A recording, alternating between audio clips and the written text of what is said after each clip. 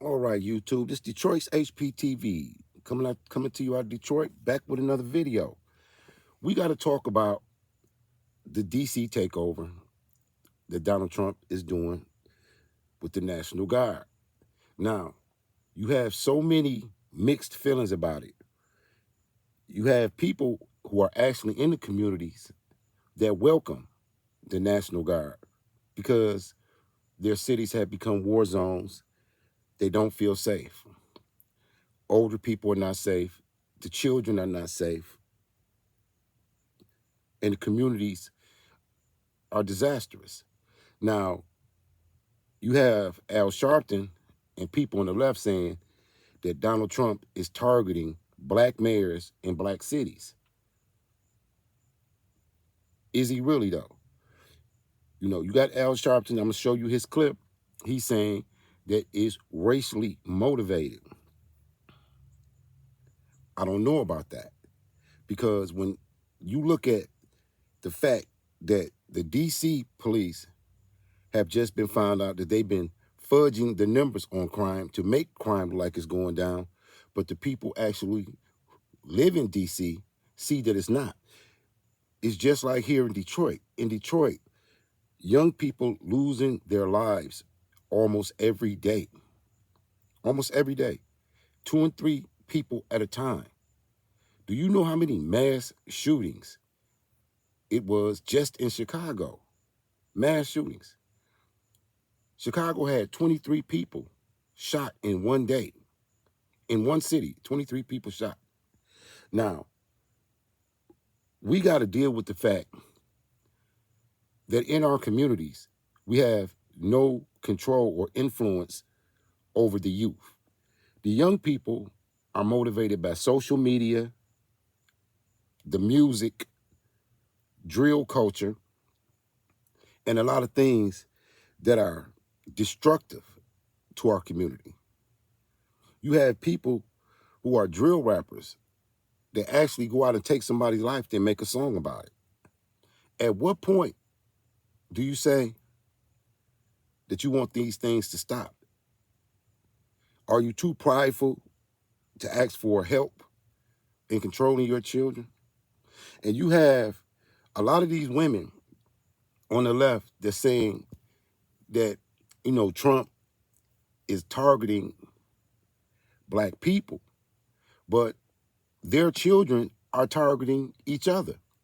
You have one woman who will buy her child a gun, and then that one child will go take another lady's child's life at a prom, at a dance, at school somewhere. So if you believe the children are the future, what are you going to do to save your future? What are you willing to go through to save your future? Because you have no control of your children in these communities. These young people are walking around here with hoodies on, mask, jeans, all black, and it'd be 100 degrees. They have terrorized downtown Chicago, downtown New York, California, looting, closing CVS's. What are you going to do? How long will you allow your communities to be war zones where people are self-medicated, mental health crises, homelessness, but you don't want no help because you don't like the man who you may have to ask for help? Now, people want to always exploit the racial component. And they even want to tell you that crime is down in D.C., in Maryland, Baltimore, Maryland, Philadelphia. Come on, y'all. Y'all know that these are some of the most dangerous cities in the world. And as far as him cleaning up the Capitol, he was supposed to have been cleaned up the Capitol. The Capitol was a disgrace. D.C. was so dangerous, everybody in the country knows how wild D.C. can be. But we're going to ignore that. We're going to ignore the loss of life. We're going to ignore the destruction of nuclear family. We're going to ignore ignore all these things because they're using the race card to play with your emotions. You know, whenever these people on the left disagree with something, they scream racism. But if DC is not safe, how do you make it safe? I've been telling you guys for the longest that martial law was coming to these cities, to our communities, because our communities are out of control. All you have to do is look at the news, look at what happens, and then think about how much and how many things are not reported. And you know, if you live in one of these cities, you know they're playing with the numbers. You know crime is rampant. And then they say, well, it's down from 30 people lost their lives to only 20. Have you ever thought maybe they're running out of people? Maybe y'all running out of young people. Maybe they destroying each other at a rate so fast that every summer is less of them. So now that they're on a collision course with the federal government, now the parents and now the community wants to scream out, protect them from the federal government, protect them from the consequences of their actions. And that has you in an uproar. What are you going to do about it? You're going to listen to the leftists, and they got a lot of rhetoric and propaganda to tell you, but they have no answers. They have no solutions. They were running around talking about defund the police. Could you imagine that? Your politicians on the left wanted to defund the police, knowing that that would throw the community into mayhem, anarchy. No one would be safe. But it sounds good when they appeal to that victim mentality that they want to push on your throat, push down your throat, that you're a victim, that you're oppressed. But when you look at the communities, who is the biggest threat? When you go to a gas station to pump gas and you're looking over your shoulder, who are you looking for? Stop at red lights. Who's doing all the carjacking? Who's doing the robberies? Who's doing the shooting? That's a daily thing in our community. Who's doing all the shooting and the robbing? We don't want to talk about that. We don't want to talk about the fact that parents have lost total control and influence over their children. These young people are out of control. And if any of you know the answer, what should be done, then put that in the comments. But I can tell you this, destruction of the nuclear family directly led to this. Taking fathers out of the home directly led to the chaos that you're seeing in our communities. And you don't want to address that. You don't want to address that. But you want to address every inkling that may be racism to the point that you making the word don't even mean nothing anymore. What is racism at this point? You don't like black people. Black people, you don't like Latinos. Latinos, you don't like Mexicans. Chinese, you don't like Vietnamese. So we see that there's prejudice in all walks of life. But what we're talking about is lives, actual lives, actual black lives. How many people are losing their lives in this community? How much is enough? Because you like to say that deaths are down. What's a comfortable number of people losing their lives in a city? 20, 30? Because those people have families. How much pain is too much? And how much of the anarchy and the chaos will you accept? Because after 4 years of the Biden administration and open borders, you knew whoever came into office, if they was going to turn this country around, they were going to have to bring order back to these communities, back to this society. Now, I'm going to show you this clip. It's Al Sharpton, and it's the leftist. It's even the Baltimore mayor. Baltimore, Maryland, really? Talking about it's not violent there. These people are gaslighting, not telling the truth, still talking about Epstein's list as if they have the power to make this administration give them the Epstein's list. So who's gaslighting who? Well, I want y'all to check out this clip. It's for fair use in the 1976 Copyright Act for Commentary and Education. Look at this. Ticking on Donald Trump's 30-day federal takeover of the D.C. police, and Democrats are on fire about it, calling the move everything from authoritarian overreach by a lawless president to an unnecessary stunt to a raw authoritarian power grab. Eleanor Holmes Norton, who represents D.C. as a delegate in Congress, and Maryland Senator Chris Van Hollen are now reintroducing legislation to grant D.C. full control over its National Guard and the Metro Police Department. Now, they won't get it because it's a majority Republican Congress, but their messaging is clear. Donald Trump is out of control.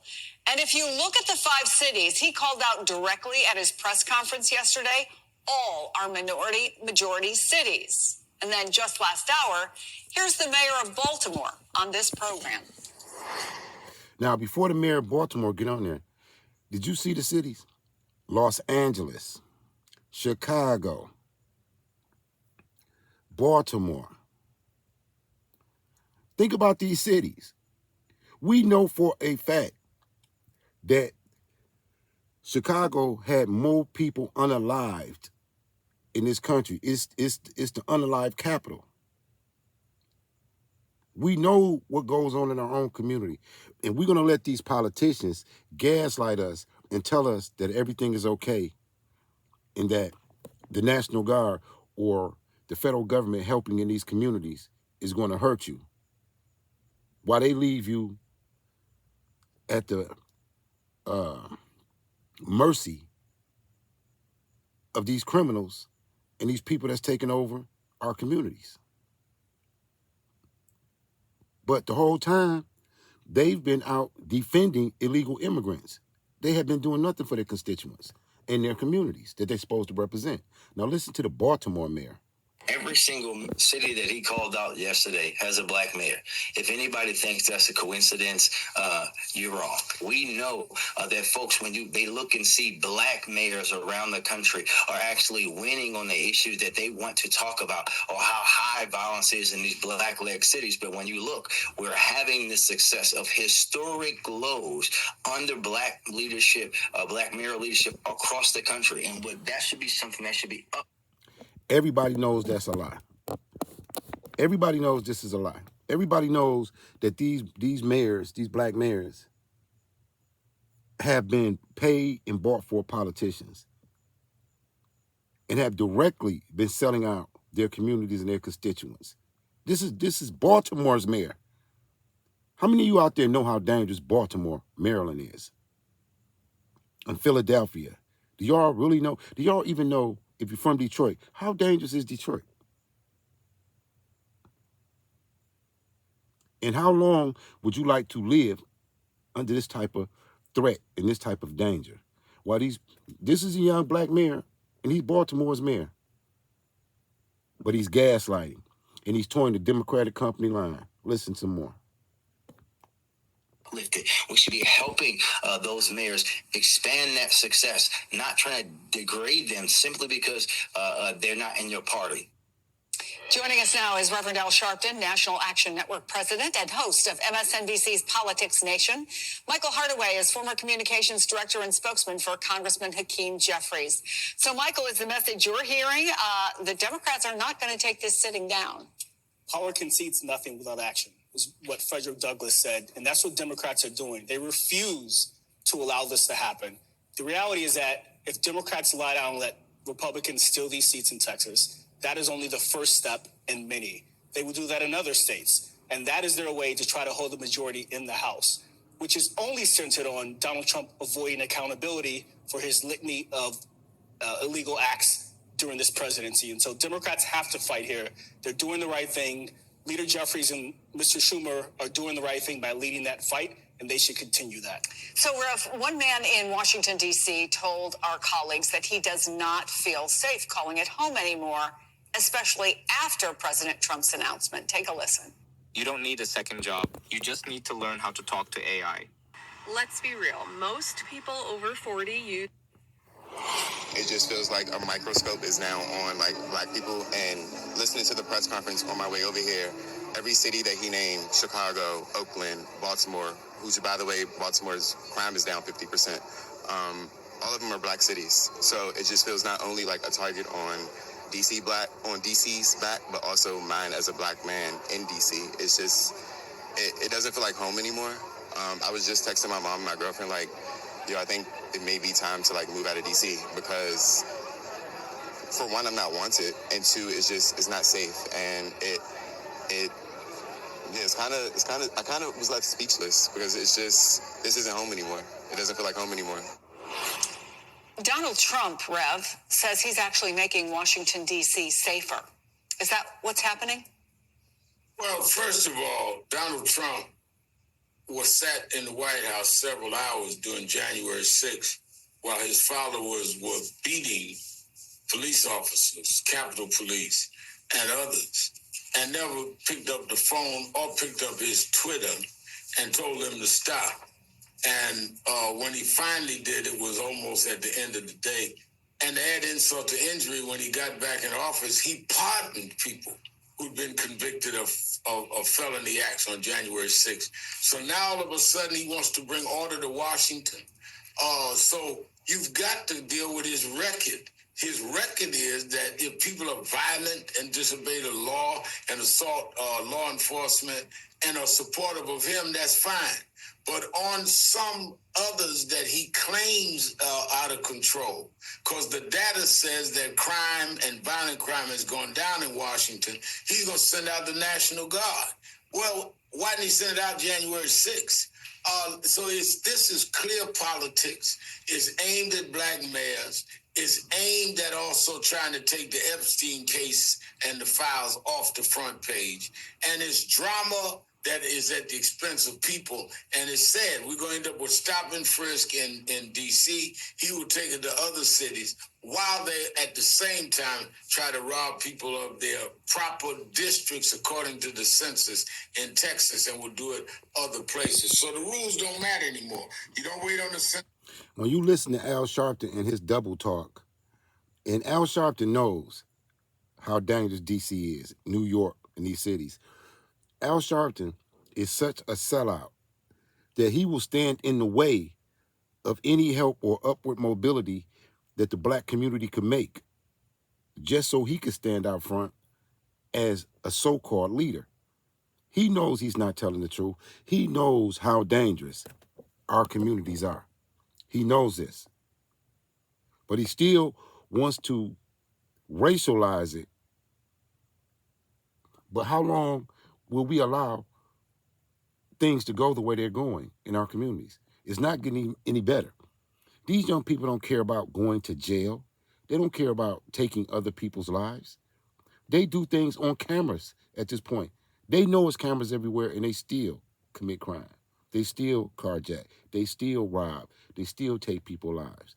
What is it really going to take to turn this situation around? Definitely not double talk from this sellout. This is now to draw congressional lines. We'll do it when we want because we need more seats to keep you out of power. And we will just uproot our law enforcement, even though the data says things are going in the right way, because we just want to be in charge and we'll set the rules as we go. Well, I think, Rev, you probably just heard Michael say that he believes that Chuck Schumer and Hakeem Jeffries are doing the right thing by pushing back against Texas redistricting. When you look at what seemed clearly from the President of the United States yesterday saying, listen, Baltimore, listen, Oakland, listen, New York, listen, Los Angeles, you could be next. How do officials and activists prepare for that? I think they have to prepare by every means that is available to them within the law, by going into courts and enjoining and making the federal government prove the necessity to go in when the data is against what the president is saying. They should go into the federal courts. They should also have vibrant protest movements in these cities. This is how we dealt with stop and frisk in New York. There are many cities in between Washington and Chicago, Washington and Oakland. He only chose the black ones. So it is clear what he's trying to do. He's trying to race bait. His own base is very concerned about Epstein. So he said he only chose the black cities. Now, let me ask you something. In any state, let's even say Illinois. Illinois is a pretty big state. But look how much crime goes on in Chicago on a daily basis. Michigan is a big state. Look how the majority of crime is confined to the black community and to our neighborhoods. Los Angeles, the same way. Every place he named is out of control with black-on-black crime. Our people are taking each other out with impunity, and nobody is saying anything about that. Nobody is addressing that. They have no answer for the carnage that is in our communities. Daily, weekly, monthly, every year, annual like clockwork. When you see the summer coming, what they say when it get hot outside. What do? You go throw your base red meat. Let's go back into race thing. All the blacks are breaking the crime, breaking the law. We need to go in. It's race baiting. And I think that what he has done is disgraceful, and it puts people under siege unnecessarily, and it's a misuse of law enforcement. Man, it blows my mind every time I hear Al Sharpton call somebody a race baiter. He is the race baiter in chief. He racializes everything. And people so preoccupied about race, that's going to always exist. They're going to always be people who are prejudiced. These type of things are in every country. Do you remember the history of Japan and China, how racist the Japanese were toward the Chinese? How racist the Chinese were against the Vietnamese? How racist Mexicans are against Guatemalans? How the British were so racist against the Irish? Come on, we got to stop allowing them to play with our emotions and act like we don't know our own history and what's going on. We're talking about right now today. How do we stop these young people from destroying our communities, their own lives, and other people's lives? This is what our community needs to think about. Yes, where there's crime, we need to support those criminals being subject to the law. The majority of the people in Washington are black. They're victims of black. We're not making excuses for criminals. What he did. You see what he said? He said majority of people in D.C. are black, and they're victims from other blacks. So that's okay. I'm starting to think that in these liberal cities, it is okay from a politician's perspective for black people to take other black people's lives. For black men to take other black men's lives is normalized. So to heavy-handedly stop that is racism against the very black people that you're protecting, saving, and serving with law enforcement. Think about it. These people were talking about defund the police, throwing their communities into chaos just so they could seem liberal. This is virtual signaling. On January 6th, and why should we trust his judgment when the data shows different? Yeah, as the ref points out, Michael, this is not new. The Associated Press put it this way, that this kind of rhetoric has been used by conservative politicians going back decades who have denounced American cities, especially those with majority non-white populations or led by progressive politicians, as lawless or crime-ridden, in need of intervention. But we know that there are facts, and then we know that there are feelings. And Donald Trump has been very successful at pushing this feeling that cities like where I live, cities like Washington, D.C., are scary places. And whether or not that is supported by objective fact, is enough of the population convinced that crime is a more serious problem than the numbers might suggest? Well, he uses the gasoline of racism, and he's done this his entire life. 52 years ago, the Justice Department sued his family management company for discriminating against black residents. You've got the racist birther lie he used against Barack Obama. You've got the racism he enacted versus in Central Park 5. And most taking recently, out a full-page ad. Indeed. And most recently, the immigrant situation where he busts immigrants to these black cities. And so the reality is that the numbers matter here. Crime in D.C. is at a 30-year low. If he wants to clean up crime, he can go to Stillwell, Oklahoma, very small town whose crime rate is 122% above the national average, and its murder rate is twice the national average, but he won't do that. Reverend Al Sharpton, thank you. Michael, you're coming back with us in a bit. So there you have it. As usual, the left is screaming racism. As usual, they're virtue signaling. As usual, they're playing in our face when they tell you that D.C., Maryland, Detroit, Chicago, and Los Angeles are not war zones. Maybe not to them. But all you got to do is turn on the news and look at what's going on in those cities. And you tell me, how long would you like to let this go unchecked? You know you've lost control of these young people. You couldn't handle them, so now somebody else has to handle them. If you're an older person like me, you know that when your children are out of control, eventually somebody else is going to handle them. We were taught that. Now, Chicago definitely needs the National Guard. They should be second. Look how dangerous it is. 23 people shot one day. There's no outrage. And Al Sharpton said it himself. It's black on black. So as long as it's black on black, we won't speak on it. I'm going to end on that note. As long as we just taking each other's lives, that's not a problem. It's not a problem.